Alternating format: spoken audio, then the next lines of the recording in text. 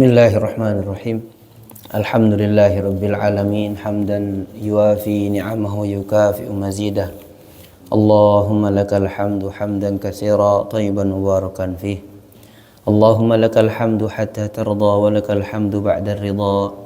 Allahumma rda 'anna bihamdika ya rabbal alamin. Allahumma salli wa sallim wa barik ala 'abdika wa rasulika Muhammadin nabiyil ummi wa ala alihi wa sahbihi ajma'in wa ba'd. Jamaah salat subuh yang dimuliakan Allah Subhanahu wa taala. Assalamualaikum warahmatullahi wabarakatuh. Syukur kita kepada Allah Subhanahu wa taala masih diberikan kesempatan untuk mujalasah, duduk sama-sama berbagi, berdiskusi, mendalami Al-Quran sesuai dengan kemampuan kita belajar.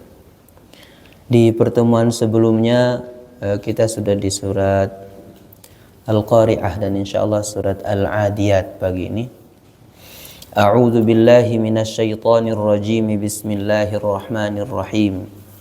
Wal 'adiyati dhabha fal muriyati qadha fal mughirati subha فأثرن به نقعا فوسطن به جمعا إن الإنسان لربه لكنود وإنه على ذلك لشهيد وإنه لحب الخير لشديد أفلا يعلم إذا بعثر ما في القبور وحصل ما في الصدور Inna rabbahum bihim yawma idzil lakhabir. Allah mengawali surat ini dengan sumpah, dan begitu banyak sumpah dalam Al-Quran sebagai muqaddimah dari pesan yang Allah Subhanahu wa ta'ala akan tekankan kepada umat manusia. Kemudian nama-nama surat pun dalam Al-Quran mulai dari sesuatu yang di luar jangkauan manusia untuk memandang. Was-sama'i dzatil buruj misalnya disebut dengan Al-Buruj, rasi bintang. Siapa di antara kita yang pernah mendatangi rasi bintang? Kemudian lebih jauh lagi An-Najm, nama-nama surat. Dari yang ada di ruang angkasa kemudian turun mendekat ke bumi, maka benda-benda ruang angkasa, An-Najm, Al-Qamar, Asy-Syams, semua di luar. Lalu Allah Subhanahu wa ta'ala juga menamakan surat-surat dalam Al-Quran ini dengan ciptaannya dari ternak. Ada Al-Baqarah, ada Al-Fil, ada An-Naml. Pindah ke tumbuhan ada An-Naml, ada An-Nahl. Kemudian Allah Subhanahu wa ta'ala juga menamakan surat-surat dalam Al-Quran dengan kejadian seperti Ar-Ra'd, petir, gempa, Az-Zalzalah, Al-Qari'ah. Lalu termasuk di ayat ini Al-Adiyat. Kemudian ada surat-surat yang dengan nama para nabi. Ada Nuh, Hud, Yusuf, Ibrahim dan seterusnya. Lalu ada sifat yang menjadi bagian tidak terpisah dari manusia seperti At-Takatsur, Al-Humazah, kemudian Al-Ma'un.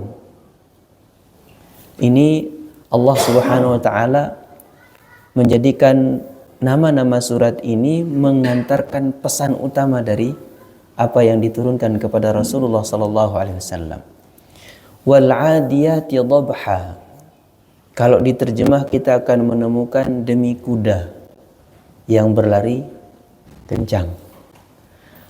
Sementara berlari kencang tidak cukup untuk menerjemahkan 'adiyat. Lari kencangnya di mana? Rupanya kata berlari itu hanya ada di kata 'ada ya'di atau ada ya'du, artinya berlari. Wal 'adiyat bentuk jamak dari 'adiyah yang menjadi sifat untuk kuda ketika dia berlari ditunggang oleh jokinya. Dhabha ini sebenarnya adalah bukan kencangnya, apa yang dialami kuda ketika berlari kencang. Dhabh adalah suara kuda ketika berlari.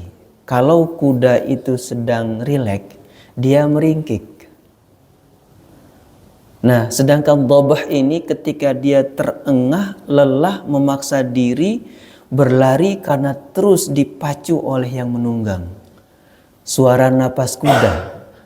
Apa sih, nggak pernah, mungkin kalau kita ke kebun raya ya, kuda yang sudah berkali-kali muterin kebun raya, suaranya ini.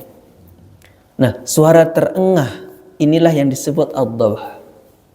Wal 'adiyati dhabha. Kondisi yang sangat heroik jika ini terjadi dalam peperangan, bukan sekedar balap pacu kuda. Karena kalau peperangan di situ ada bising, di situ ada debu yang berterbangan, di situ ada suara teriakan, di situ ada panah yang melesat yang bisa saja mengenai kuda. Wal 'adiyati dhabha. Lari demi kuda yang berlari. Kalau diterjemahkan kuda perang, ya umumnya kondisi kuda itu berlari selain dipacu untuk balap adalah perang. Dan coba carikan hewan yang lebih hebat dari kuda dalam peperangan.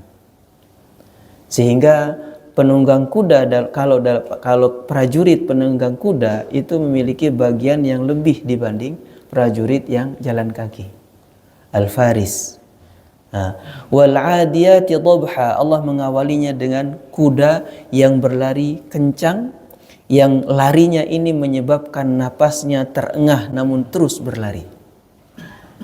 Di ayat kedua Allah menggambarkan fal muriyati qadha. Muriyat dari kata arayuri, atau kalau di surat Al-Waqi'ah itu afara'aitumun nar allati turun. Tidakkah engkau lihat nar, api turun yang sedang dinyalakan. Nah, jadi kalau kita pakai korek itu, korek habis gasnya. Nah, percikan inilah usaha untuk menyalakan, namanya turun kalau di Al-Waqi'ah. Fal muriyat adalah ketika tapak kuda, sepatu kuda yang dari besi itu kemudian menghempas bebatuan yang dilewati lalu memunculkan percikan. Fal muriyati qadha. Fal mughirati subha. Nah, muriyati qadha, kapankah kemudian percikan api itu terlihat jelas dari larinya kuda? Ini tidak akan terjadi di siang hari karena terang. Dia akan terlihat jelas ketika masih kondisi gelap, dan ini nanti dikuatkan oleh fal mughirati subha. Mughirat adalah merangsek, menyerang, maju menuju musuh atau menuju medan perang subha, di waktu subuh. Allah Subhanahu wa taala sampai ayat ke-5 ini masih tentang kuda. Mughirati subha. Kalau mughirat kita terjemahkan dalam keseharian kita adalah terbangun dengan kondisi bersegera tanpa menunda. Kira-kira kejadian apa yang bisa menyebabkan kita di pagi hari, di subuh hari yang gelap, menyebabkan kita bangkit berlari dengan secepat-cepatnya. Mughirat subha. Kalau dalam makna tafsir ayat ini adalah ketika kuda dibangunkan, ditunggang untuk menyerang musuh di pagi hari. Kalau ambil subuh, maka subuh adalah waktunya kita ngantuk, waktunya kita sedang pulas tertidur, waktunya kita sedang beristirahat dengan sangat nyaman. Kondisi ini untuk kuda itu ditinggalkan karena dia harus keluar ke medan perang. Subha, di waktu subuh. Mughirati subha, kira-kira kalau terjadi gempa, kalau manusia, baru dia akan bersegera menyelamatkan apa yang paling dekat dalam ingatannya. Bayi yang tertidurkah? Surat tanahkah? buku BPKB mobil kah, atau koper berlian, ini yang akan kita ingat. Ya, belakangan ini kan sering muncul berita ancaman bisa terjadi megatrust, ya. Sampai viral beberapa kali muncul arahan supaya menyiapkan di rumah itu tas yang di situ untuk keselamatan diri bertahan hidup dalam beberapa hari. Nah, terlepas dari semua itu, segala sesuatu yang membuat orang panik terbangun lalu kemudian merangsek maju, mughirat. Kemudian mughirat ini juga punya makna penyerangan mendadak. Kalau kita yang sering melihat berita Gaza disebut igharah, serangan, sergapan yang mendadak, ya. Kalau tujuannya membunuh, kemudian muncul istilah ightiyal. Fal mughirati subha fa atharna bihi naq'a, dari berlari kencang napasnya terengah, kemudian kaki langkah larinya itu memercikkan api yang membekas, kemudian merangsek di pagi hari yang masih gelap di mana orang tertidur, hewan-hewan lain sedang istirahat, kuda mau untuk berjalan menyerang dan diajak untuk perang. Fa atharna bihi naq'a. Atharna kalau kita ambil dari sarwah, kata saurah, ya. Athara yasuru, sering diterjemahkan as-saurah itu revolusi, pemberontakan, as-saurah. Karena di saat satu kelompok misalnya bangkit menyerang, bangkit melawan, namanya saurah. Nah, ini makna dasarnya adalah ketika debu tanah itu terkumpul lalu dihempas, dia bangkit lalu mengepul ke atas, itu maksudnya. Fa atharna bihi naq'a, ketika kuda ini di pagi hari kemudian berlari, langkah jalur yang dia lewati itu dibarengi dengan kepulan debu yang terhempas oleh telapak kakinya. Fa wasatna bihi jam'a, setelah sampai di kancah peperangan, masuk di tengah-tengah kumpulan orang-orang yang sedang saling serang, fawasatna bihi jam'a. Sampai di sini rasanya apa hubungannya dengan innal insan? Kok tiba-tiba manusia di ayat ke-6? Fa atharna bihi naq'a fawasatna bihi jam'a. Sampai ayat 5 semua tentang kehebatan heroiknya kuda. Sampai ayat 5 masih berbicara tentang kuda. Yang nyelip di balik tersiratnya apa yang ada di surat atau redaksi ini adalah kenapa kuda sampai mau berlari kencang, tidak berhenti, terengah, memaksakan diri, lari dengan semua resiko langkah yang bisa saja tersandung, api terpercik dari benturan kaki kuda dengan sepatu kuda dengan kerikil atau bebatuan, menyerang di pagi hari di saat orang sedang istirahat. Fa atharna bihi naq'a. Ini semua tidak dilakukan oleh hewan lain. Allah Subhanahu wa taala kemudian akan mengingatkan kita di ayat ke-6 tentang apa yang menyebabkan kuda mau berlari seperti ini. Pernahkah kita melihat kuda melakukan dari ayat 1 sampai ayat 5 tanpa pengunggang, tanpa seorang joki? Tidak akan kita temukan mughirati subha asarna bihi naq'a wasatna bihi jam'a kalau kuda tidak memiliki joki. Kuda dengan semua fitrah yang Allah Subhanahu wa taala letakkan pada setiap hewan, maka kuda sangat nurut dengan yang sehari-hari merawatnya, memandikan, memberi makan, memberikan kandang dan melindunginya dari segala sesuatu yang tidak nyaman. Inilah penunggang yang sedang ada di atas punggung kuda, sehingga apapun yang dilakukan, kemanapun arah penunggang ini atau joki ini mengarahkan kuda, kuda akan nurut, bahkan berkorban nyawa kondisi peperangan. Lalu pindah dengan innal insana lirabbihi lakanud. Di ayat ini Allah Subhanahu wa taala memberitahukan tentang manut taat nurutnya kuda kepada yang sehari-hari merawat. Dan pemilik kuda ini memiliki sebagian sifat, hanya secuil dari sifat rububiyah. Karena Allah sebagai Rabb itu mencipta, mengatur, memberikan rizki, memiliki, menghidupkan, mematikan. Ini Rabb untuk Allah Subhanahu wa taala.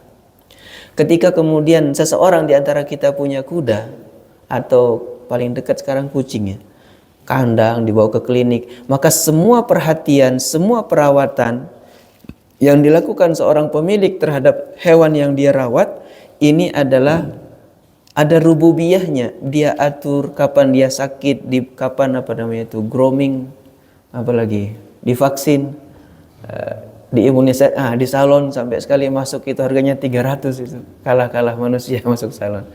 Nah, semua apa yang dilakukan ini adalah dia mengurus, dia menjaga, merawat dan seterusnya. Ada makna rububiyah di situ.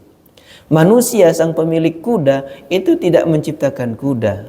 Dia hanya mengambil rerumputan untuk memberikan pakan kepada ternak. Dia hanya memberikan beberapa meter kandang untuk terlindungi dari panas dan hujan. Dengan sebegitu saja perawatan seorang pemilik kuda kepada kudanya, kuda sedikit pun tidak membantah. Kuda sedikit pun tidak membangkang ketika ditunggangi, dijadikan alat untuk perang, merangsek ke peperangan, ke kancah peperangan dengan harus berlari terengah-engah sampai dengan kondisi yang digambarkan dari ayat 1 sampai ayat 5. Mungkinkah kuda berlari seperti sehebat ini kalau yang menungganginya orang asing? Kalau di antara kita ada yang anak-anaknya sekolah di yang olahraganya berkuda, untuk naik kuda itu pasti didampingi oleh pawangnya. Atau kita pergi ke tempat wisata yang ada wahana naik kudanya, pasti didampingi, pasti ditemani. Nah, karena kuda pun akan sangat liar kalau dia tidak kenal siapa penunggangnya. Keunikannya, kuda itu memiliki sifat watak sesuai dengan daerah tumbuh kembangnya. Kenapa kuda-kuda Arab itu berlari kencang? Tidak ada yang melebihi kehebatan kuda Arab. Hidupnya di padang pasir, makannya sudah sulit, maka ketika peperangan terjadi, kuda Arablah yang paling kencang. Kemudian kalau kuda itu memiliki ras, ternyata kuda juga ada cerdas dan tidak cerdasnya. Ini boleh ditanyakan kepada yang punya kandang kuda. Jadi ada dulu kalau masih kecil saya sering nonton Zorro itu, yang disiulin itu, datang kudanya, ternyata betul bisa seperti itu kuda, Pak. Dan yang saya diceritakan, kuda-kuda seperti itu harganya 1,2 M. Saya pernah lihat kuda harga 400 juta, 500 juta, ternyata ada yang harga sampai miliaran. Dan kuda itu dibeli beserta nasabnya. Jadi kalau orang nyari kuda, ini rasnya keturunan dari mana, itu tertera dengan sertifikat yang sangat ketat. Kalau sekarang presiden kita itu punya kuda, termasuk yang punya jenis kuda seperti itu. Nah, kuda ini adalah hewan yang memiliki banyak kelebihan yang kemudian di sini digambarkan. Innal insana lirabbihi lakanud. Apa yang kemudian hubungan antara kuda digambarkan sampai ayat 5, lalu Allah Subhanahu wa taala pindah dengan menyebut innal insana lirabbihi lakanud. Sesungguhnya manusia kepada Rabbnya itu kanud. Kalau diterjemah artinya ingkar. Tapi kanud ini sebenarnya tidak semata-mata ingkar artinya. Innal insana lirabbihi lakanud. Al-kanad adalah makna dasarnya al-inqita', terputus atau tidak lagi menghasilkan manfaat, tidak lagi memberikan imbal balik. Kata kanud atau al-kanad itu seringkali disebut untuk mensifati tanah. Di saat lahan pertanian yang sudah proses digunakan, ditanami berpuluh tahun sampai kemudian berubah unsur haranya, tidak lagi bisa menumbuhkan tanah, maka tanah yang tidak lagi mampu menumbuhkan kesuburannya, meskipun diberikan hujan, diberikan pupuk, dia tidak lagi bisa tumbuh kalau kita tanam. Ini al-ardul kanud. Maka innal insana li rabbih lakanud. Kalimat Rabb yang menjadi pengikat penghubung antara kuda dengan manusia. Kalau tadi manusia ini pemilik kuda, menjadi joki di atas punggung kuda, dia mencambuk kuda untuk kemudian berlari kencang tanpa ada sedikit pun pembangkangan, bahkan kuda bisa mati dengan masuk ke kancah peperangan, maka kuda tidak pernah membangkang kepada Rabb-nya, kepada yang memberikan dia makan, memberikan kandang, memberikan perawatan dan seterusnya. Manusia tidak seperti kuda. Maka ayat ini kalau kita ringkas, kita akan mendapati makna kalau manusia tidak mau beribadah, tidak mau taat kepada Allah Subhanahu wa taala, maka dia kalah dengan kuda. Jadi lebih taat kuda kepada pemiliknya. Innal insana li rabbih lakanud. Kalau kata kanad ini atau kanud ini untuk tanah, lahan yang begitu turun hujan, dikasih pupuk, diberikan bibit, maka dia akan tumbuh subur. Nah, ketika terputus tidak lagi menghasilkan, maka namanya kanud atau inqata'a minal imbat. Dia terputus, tidak lagi menumbuhkan. Kalau yang senang tanaman, kalau tanah di pot itu sudah sekian tahun ditambahkan air, dikasih pupuk juga tidak bisa lagi menumbuhkan, menyuburkan tanaman, kita ganti tanahnya. Nah, innal insana li rabbih lakanud. Manusia kepada Allah Subhanahu wa taala yang menciptakannya, memberikan nikmat, memberikan rizki, memberikan semua, mengatur kehidupannya, pemilik semua apa yang dia miliki. Alam semesta ini milik Allah Subhanahu wa taala. Innal insana li rabbih lakanud. Nah, di ayat ini ada kaitannya dengan fitrah manusia, yaitu hubbun nafs. Ketika manusia mencintai, menjaga dan berusaha memenuhi kebutuhannya sendiri, maka di saat manusia ini memiliki segala-galanya, dia akan menjadi kanud. Di kalimat kalla innal insana layatgha ar-ra'ahu istaghna. Ketika manusia memiliki segala sesuatu yang memenuhi kebutuhannya dalam hidup, maka dia cenderung untuk lupa kepada sang pemberi. Innal insana lirabbih lakanud. Tidak lagi mau taat, maka dimaknai jahud. Innal insana lirabbih lajahud. Kata jahud atau jahid kemudian merupakan salah satu dari bentuk kekafiran. Kekafiran itu sekurang-kurangnya ada 3. Kafir luar dalam kita sebut kafir. Sementara ada orang yang mengingkari di luar, menolak Islam, memerangi kebenaran Islam, tapi dalam hatinya sebenarnya ada pembenaran terhadap Islam. Ini namanya jahud. Dia benarkan dalam dirinya, tapi dia musuhi dalam tampak luarnya. Kemudian ada yang di luarnya nampak taat, namun di dalamnya mengingkari, maka ini kemunafikan. Sehingga an-nifaq itu disamakan dengan al-kufur. Innal insana lirabbih lakanud wa innahu ala dzalika lasyahid. Kalau kita ambil contoh lebih kecil di dalam keluarga kita, anak yang diberikan segala sesuatu yang dia inginkan, sekolah terbaik diantarkan, mainan diberikan, ganti HP dipenuhi, mau minta jajan, makanan, jalan-jalan kemanapun diikuti. Kalau kemudian anak yang sudah difasilitasi, diberikan, dibantu, dirawat oleh orang tuanya, kemudian orang tuanya ini minta tolong saja untuk sholat, untuk mau belajar Al-Quran, untuk mau membantu orang tuanya, dia menolak, maka dia lebih buruk dari kuda. Innal insana lirabbih lakanud. Kalau di sebuah perusahaan semua fasilitas karyawan dipenuhi, lalu masih ada karyawan yang malas, yang telat datang, kerjaannya nggak beres, pasti sang pemiliknya juga akan murka. Innal insana lirabbih lakanud wa innahu ala dzalika lasyahid.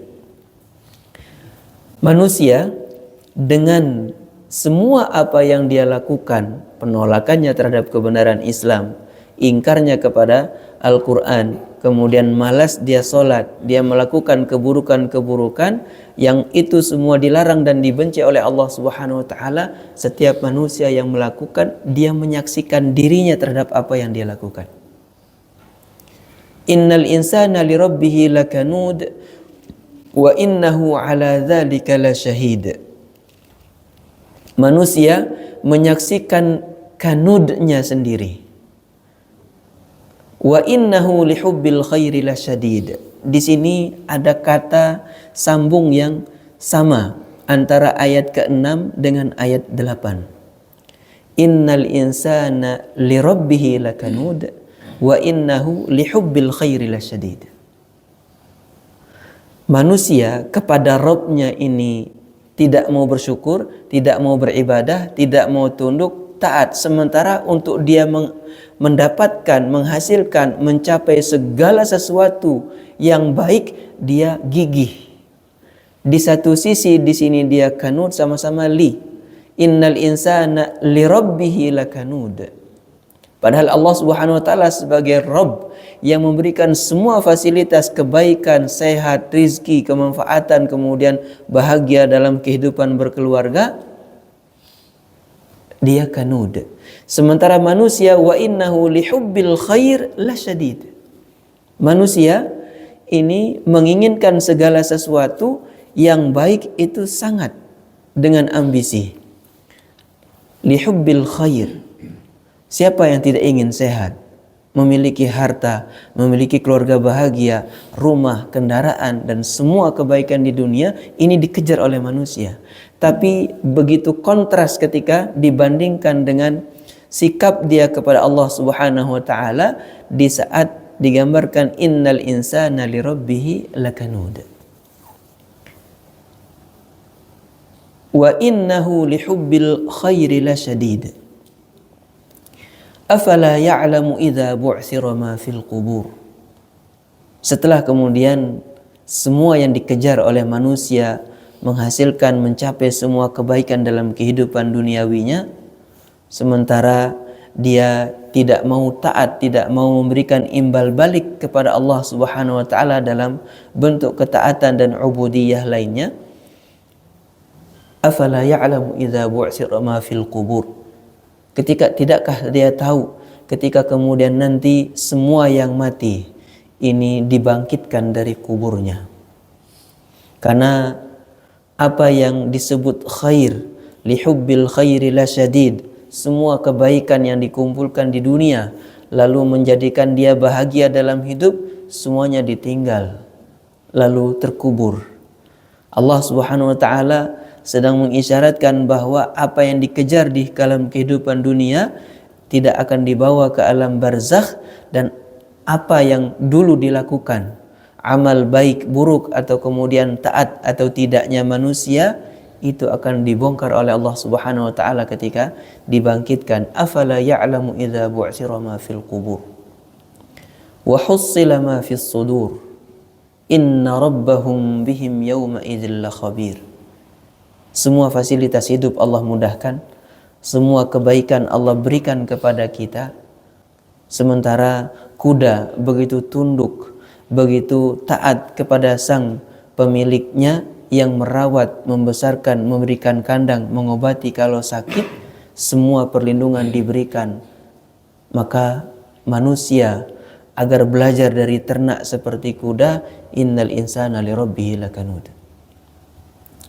Afala ya'lamu idza bu'thira ma fil qubur, memberitahukan tentang apa yang dikejar oleh manusia satu saat akan dibuka oleh Allah Subhanahu wa taala dalam hisab yaumul akhir. Afala ya'lamu idza bu'thira ma fil qubur. Ketika Allah bangkitkan semua manusia dari alam barzakh, Kemudian hussila ma fis sudur. Kata hussila artinya dimunculkan, ditunjukkan apa yang selama hidup dia lakukan dalam bentuk ketaatan atau kemaksiatan, atau kemudian dalam bentuk niat terkait keikhlasan seseorang dalam beribadah tunduk kepada Allah, atau kemudian tujuannya semata-mata untuk dipuji, disanjung oleh manusia ketika hidupnya. Hussila ma fis sudur. Ketika manusia di dunia menunjukkan ketaatan namun hatinya tidak ikhlas, maka hussila ma fis sudur. Semua yang tersembunyi, tersimpan dalam dada, hari ini tidak terlihat di dalam kehidupan manusia. Kita tidak bisa tahu siapa yang tulus berbuat ibadah atau membantu melakukan kebaikan antara sesama, maka di akhirat hussila ma fis sudur. Inna rabbahum bihim yawma idzil khabir. Sesungguhnya Rabb Allah Subhanahu wa taala bihim yawma idzil khabir. Khabir, alim, ini memiliki kedekatan makna. Alim dari sisi ilmu, sedangkan khabir ini lebih kepada detail rinci apa yang dikuasai oleh Allah Subhanahu wa taala dari seluruh makhluknya. Inna rabbahum bihim yawma idzil khabir.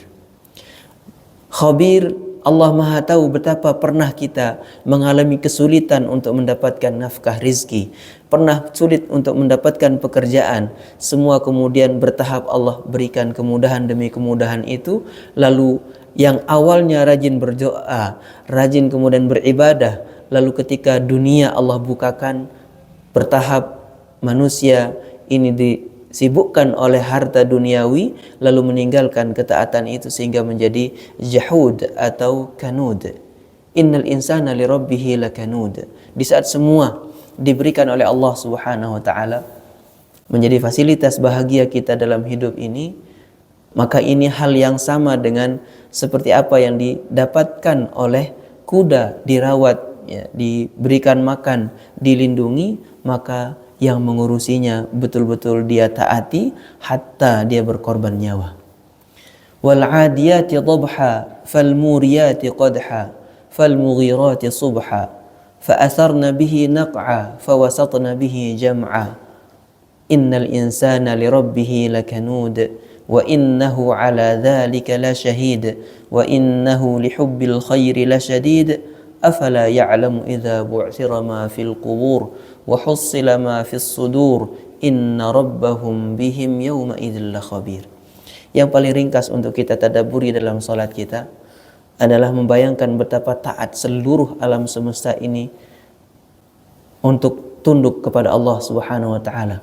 Maka di saat kita mengatakan iyyaka na'budu wa iyyaka nasta'in, pada hakikatnya kita sedang membersamai dengan penuh sadar semua makhluk yang ada di alam semesta untuk tunduk kepada Allah Subhanahu wa taala.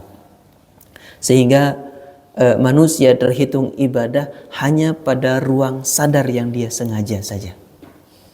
Kita terhitung tercatat beribadah itu hanya pada sadar kita, yang dengan itu kita melakukannya karena Allah, dengan itu kita mengerjakannya untuk tujuan ridha Allah Subhanahu wa taala.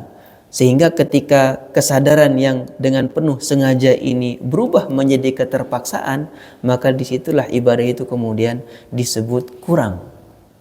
Jadi wa hussila ma fis sudur mengungkap tentang semua niat kita dalam menjalani penghambaan kepada Allah Subhanahu wa taala.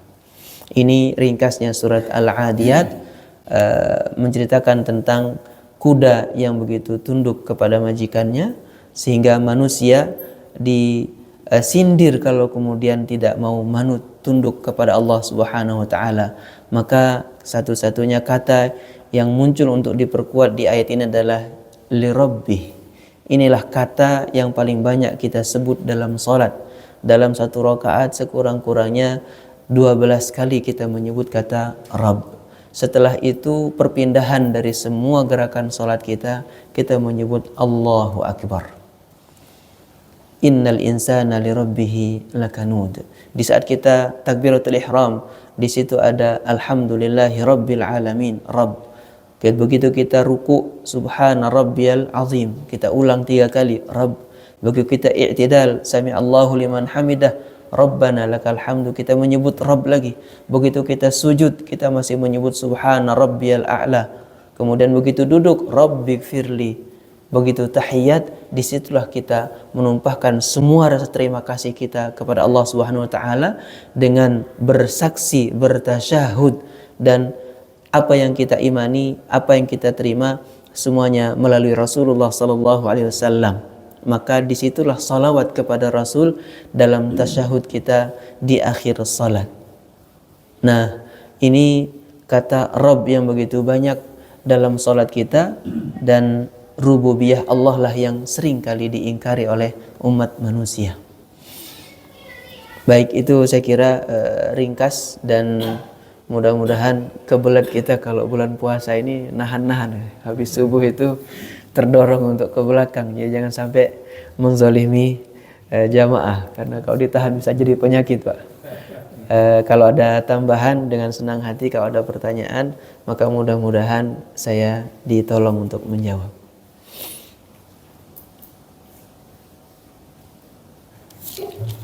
Insya Allah jelas.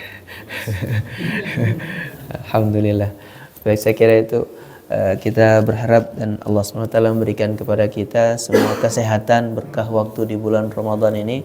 Allahumma yassir lana umurana, Allahumma taqabbal minna innaka antas sami'ul alim wa tub alaina innaka antat tawwabur rahim. Allahumma ighfir lana dhunubana wa liwalidina warhamhum kama rabbawuna shighara. Allahumma ighfir lil mu'minina wal mu'minat. Allahumma ighfir لإخواننا المجاهدين. اللهم انصرهم نصرا عزيزا. اللهم أعز الإسلام والمسلمين وأهلك الكفرة أعداءك أعداء الدين. اللهم أصلح ولاة أمور المؤمنين. اللهم أصلح ولاة أمورنا. اللهم أصلح ولاة أمورنا. اللهم من أراد سوءا بأمة نبيك في هذا البلد وفي سائر بلاد المؤمنين فرد كيده عليه يا رب العالمين. فلا حول ولا قوة لنا إلا بك يا قوي يا عزيز. فحسبنا الله ونعم الوكيل، نعم المولى ونعم النصير. سبحان ربك رب العزة عما يصفون وسلام على المرسلين والحمد لله رب العالمين. سبحانك اللهم وبحمدك أشهد أن لا إله إلا أنت أستغفرك وأتوب إليك. Assalamualaikum warahmatullahi wabarakatuh. Waalaikumsalam.